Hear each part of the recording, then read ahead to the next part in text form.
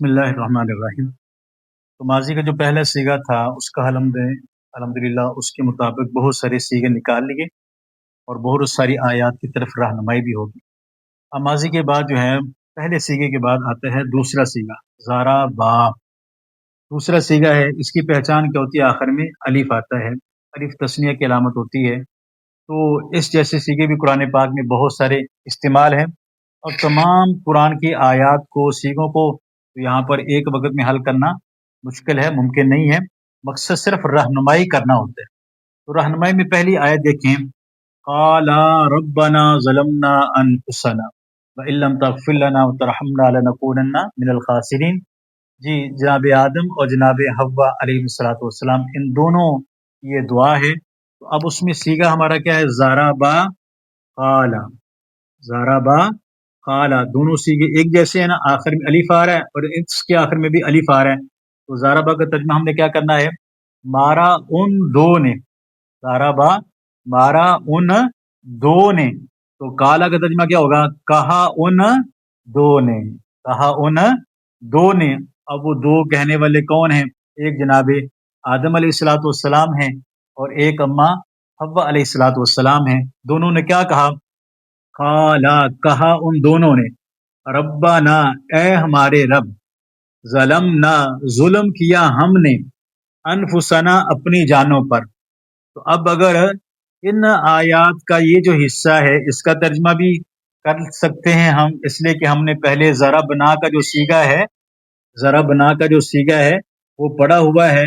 اس کی علامت ہم نے پڑھی تھی کہ آخر میں نون الف نہ آتا ہے، آخر میں نون الف نہ آتا ہے، تو اس کا مطلب ہوتا ہے ہم نے یہ کام کیا۔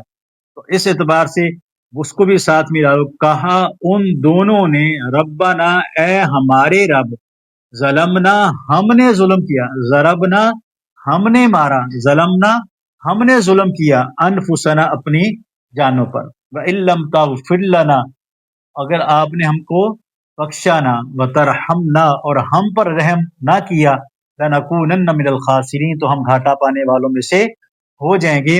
تو اب دیکھو جی، ربنا، ظلمنا، انفسنا، ترحمنا، یہ تمام جو ہے وہ جمع متکلم کے سیگے ہیں۔ اصل تو ہم نے تثنیہ کا حل کرنا ہے لیکن وہ بھی ساتھ میں آگے۔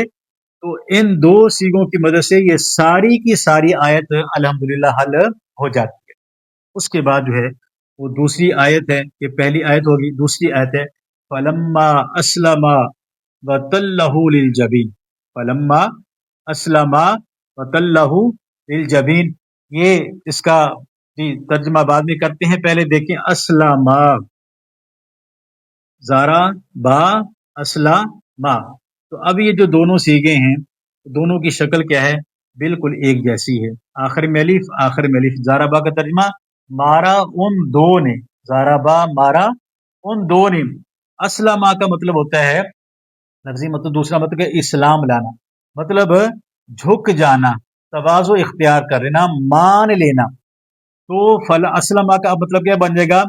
جی جھک گئے وہ دونوں، مان گئے وہ دونوں، اقرار کر لیا ان دونوں نے۔ تو یہ آیت جناب ابراہیم علیہ السلام اور جناب اسماعیل علیہ السلام ان کے بارے میں آتی ہے۔ جب خواب آیا کہ ذبح کر رہا ہوں، بیٹے سے پوچھا تو بیٹے نے کہا میں بھی تیار۔ باپ پہلے تیار تھا، بیٹے سے پوچھ رہا، بیٹے نے کہا میں بھی تیار ہوں۔ تو اللہ پاک نے جب دونوں راضی ہو گئے تو دونوں کے راضی ہونے کو فرمایا فلما اسلما، جب دونوں راضی ہو گئے، باپ اور بیٹا جب دونوں راضی ہو گئے، وَتَلَّهُ لِلْجَبِينِ، اور اس کو پیشانی کے بل، جبین کے بل اس کو لٹا دیا۔ تو اب اس میں ہمارا جو لفظ ہے اسلما، زارابا اسلما، تو زارابا کی مدد سے یہ لفظ دونوں الحمدللہ حل ہو گئے۔ اس کے بعد ایک لفظ ہے ختم اللہ، یہ اگرچہ تثنیہ کا نہیں ہے، تثنیہ کا نہیں ہے لیکن ختم اللہ یہ بار بار سامنے آ رہا تھا تو اس کو دوبارہ پھر حل کر لیں۔ خاتمہ یہ پہلے سیگے کی طرح ہے، تو خاتمہ جی زارابا مارا اس ایک نے، تو خاتمہ کا مطلب کیا بن جائے گا؟ مہر لگائی اس ایک نے، خاتمہ مہر لگائی اس ایک نے۔ جی تو خاتم اللہ، مہر لگائی کس نے؟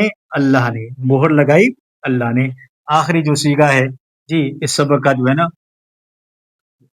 جی تو یہ تو خیر زارابا سے حل نہیں ہو رہا، یہ پہلا جو اس سے حل ہو رہا ہے تو اب جو ہے الذی انقذ ظہرک، سورہ علم نشرح کے اندر ہے انقذ، زارابا کی طرح ہے، انقذ زارابا کی طرح پہلے سیگا ہے، تو اس کا مطلب ہے کمر کو توڑ دینا، لفظی معنی کمر کو توڑ دینا مطلب کمر کا جھک جانا، جب آدمی کے اوپر بوجھ زیادہ ہو تو کمر عام طور پر جھک جاتی ہے، تو یہاں فرمایا الذی انقذ ظہرک، کہ اے نبی جی جو آپ کے اوپر بار نبوت ہے، امت کا آپ کے اوپر جو بوجھ ہے، الذی اس بوجھ نے انقذ توڑ دیا آپ کی پیٹھ کو، آپ کی کمر کو، آپ کی پشت کو، یعنی کہ اس بار نبوت نے آپ کی پشت کو جھکا دیا، تو انقذ زاربا مارا اس ایک نے، انقذ جھکا دیا اس ایک نے۔